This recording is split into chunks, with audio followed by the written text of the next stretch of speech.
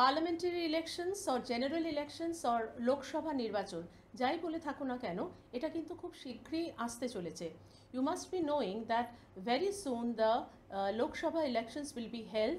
আচ্ছা, এবার তোমাদের একটা ছোট্ট প্রশ্ন করি। পার্লামেন্ট আমরা যেটা বলে থাকি, পার্লামেন্টের বাংলা বা হিন্দিতে একে কী বলে? আমি জানি ম্যাক্সিমাম স্টুডেন্ট কিন্তু ভুল বলে। সঠিকটা কি জানো কি? পার্লামেন্টকে কিন্তু বাংলা বা হিন্দিতে সংসদ বলে। ম্যাক্সিমাম স্টুডেন্ট কিন্তু তোমরা বলো লোকসভা। লোকসভা হচ্ছে পার্লামেন্টের একটা পার্ট। এখানে আমি বলি parliament, what constitutes the parliament, right? পার্লামেন্টে কি কি থাকে? প্রথমেই হচ্ছে প্রেসিডেন্ট, নেক্সট হচ্ছে লোকসভা, আর থার্ড হচ্ছে রাজ্যসভা। লোকসভাকে বলে হাউস অফ পিপল, রাজ্যসভাকে বলে কাউন্সিল অফ স্টেটস। এগুলো আবার আমরা যদি পলিটিক্যাল সায়েন্সের কনসেপ্ট থেকে দেখি তাহলে লোয়ার হাউস বা আপার হাউসও বলে। Lok Sabha lower house, Rajya Sabha upper house.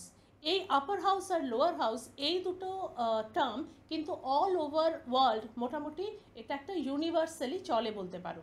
But in case of our country আমরা দুটো নাম দিয়েছি because it is a bicameral legislature. Bicameral অর্থাৎ দুটো কক্ষ। এই দুটো কক্ষ থাকার জন্য একটা কক্ষের নাম লোকসভা, যেটাকে ইংলিশে আমরা বলি হাউস অফ পিপল, আর রাজ্যসভা যেটাকে আমরা বলি কাউন্সিল অফ স্টেটস। তোমরা নিশ্চয়ই জানো যে Rajya Sabha is a permanent body, but Lok Sabha every 5 years একটা ইলেকশন হয়, যেটা আসন্ন। ঠিক আছে? তো এই লোকসভাতে প্রেজেন্টলি এখন কতজন আছে মেম্বার্স?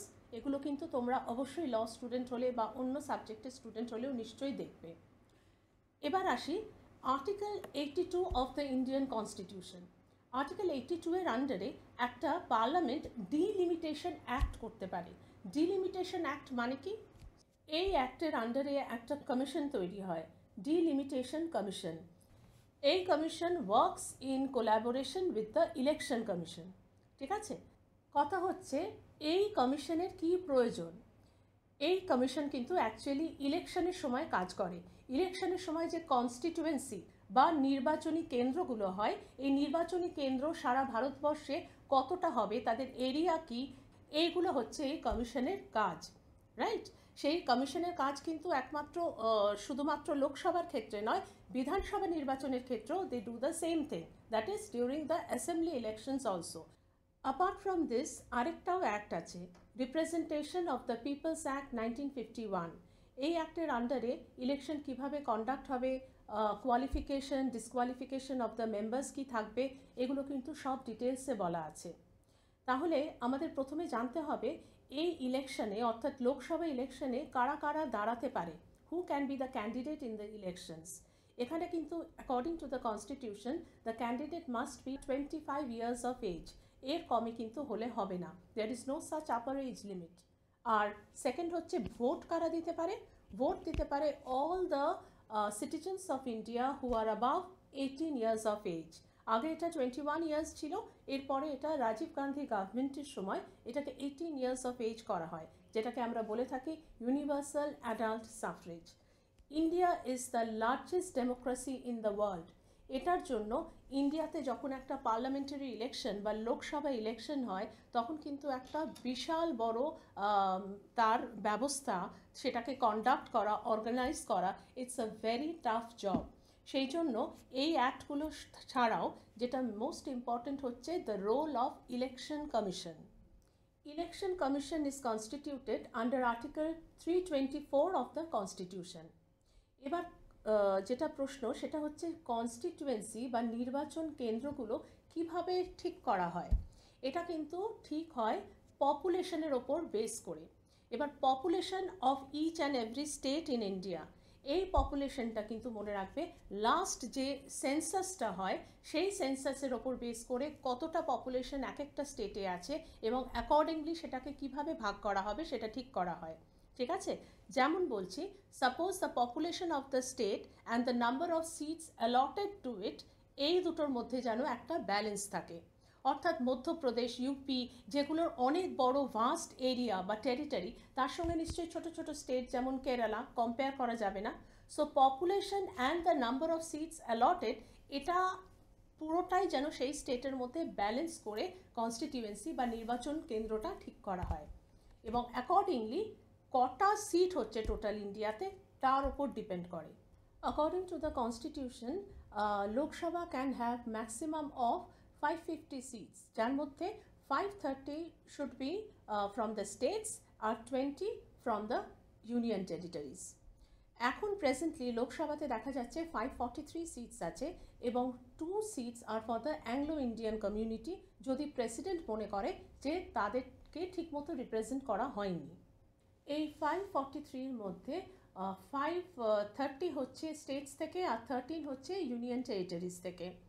এখন তোমরা হয়তো জানবে আমাদের মধ্যে ইন্ডিয়াতে the largest state having the maximum number of candidates or MPs, whatever you say, member of the parliament, সেটা হচ্ছে উত্তরপ্রদেশ থেকে almost 80 seats.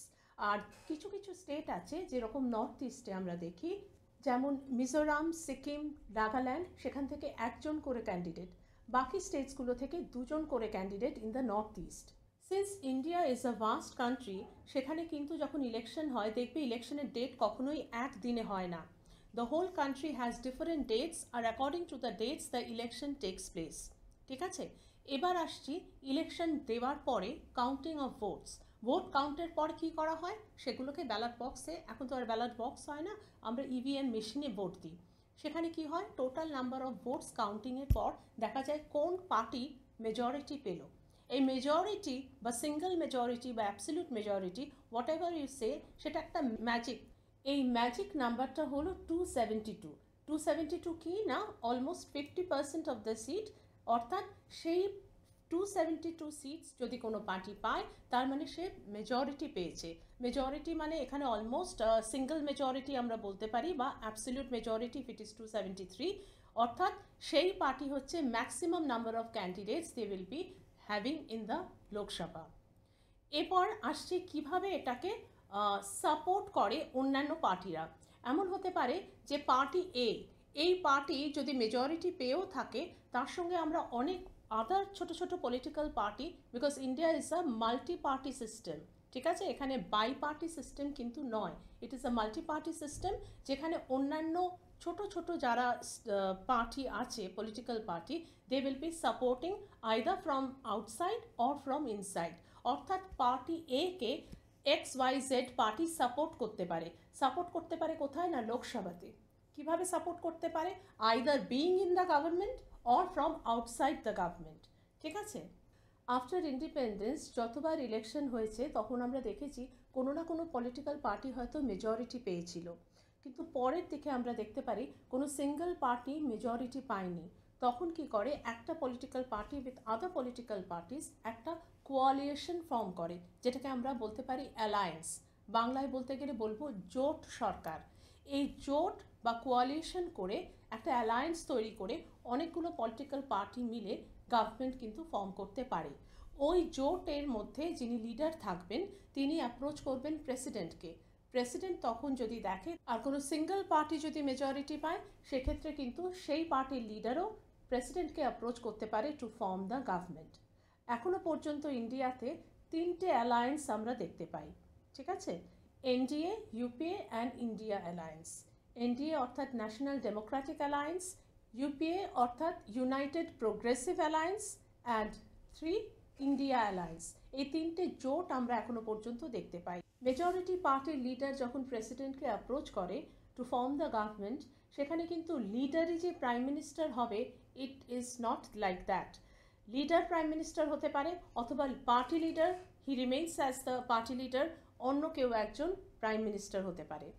Prime minister will be appointed by the president of course, কিন্তু প্রাইম মিনিস্টারের কাজ কি না, তার council of মিনিস্টার্সকে সিলেক্ট করা।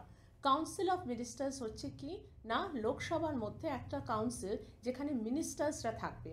এই কাউন্সিল অফ মিনিস্টার্সের মধ্যে আমরা কতজন মিনিস্টার্স দেখতে পারি, তার মধ্যে অ্যাকর্ডিং টু দ্য কনস্টিটিউশন আমরা দেখতে পারি cabinet ministers, minister of state with independent charge, minister of state অথবা ডেপুটি মিনিস্টার।